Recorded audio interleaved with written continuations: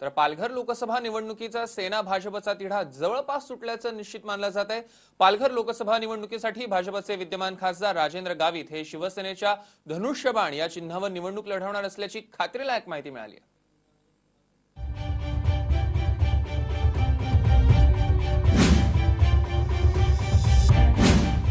2014च्या लोकसभा निवडणुकीत भाजपकडनं चिंतामण वनगा हे जिंकून आले होते।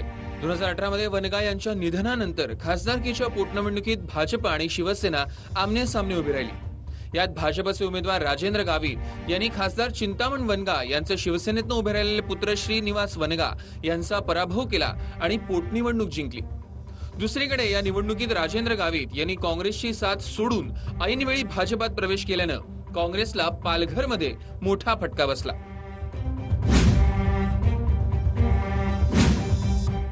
यंदाच्या लोकसभा निवडणुकीसाठी भाजपनं 25-23 चा फॉर्म्युला तयार केलाय।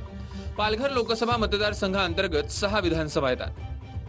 त्यात बोईसर, नालासोपारा, वसई हे 3 मतदारसंघ बहुजन विकास आघाडीकडे, तर विक्रमगड आणि डहाणू भाजपकडे। यात भाजपनं पालघरची जागा शिवसेनेला सोडली। 2018च्या पोटनिवडणुकीत श्रीनिवास वनगा पराभूत झाले असले तरी त्यांनी राजेंद्र गावितांना चांगली टक्कर देत 2.5 लाख मतं मिळवली होती। त्यामुळे यंदा पालघरची ही जागा शिवसेनेसाठीच सोडण्यात आली।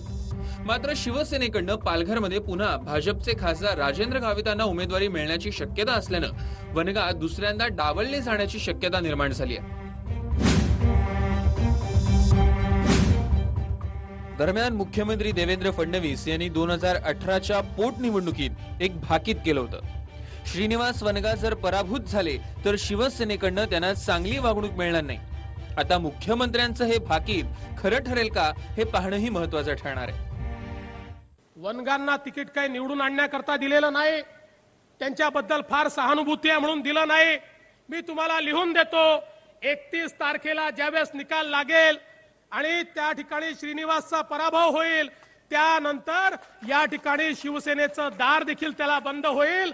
ज्या मातोश्रीमध्ये समोरच्या दाराने ते गेले त्यानंतर त्या मातोश्रीचं दार त्यांना पाहायला देखील मिळणार नाही। पण भारतीय जनता पक्षाचं वनगा हे कुटुंब आहे, त्यानंतर देखील आम्ही त्यांचं स्वागत करू आणि त्या कुटुंबाच्या पाठीशी आम्ही उभं राहू। अद्याप पालघरच्या लोकसभेसाठी शिवसेनेकडनं उमेदवार जाहीर व्हायचा आहे। राजेंद्र गावितांच्या नावाची चर्चा सर्वाधिक असून जर तसं झालं तर श्रीनिवास वनगा यांना पुन्हा बंड करावं लागण्याची शक्यता निर्माण झाली आहे। Bureau report, TV9 Marathi, Palghar.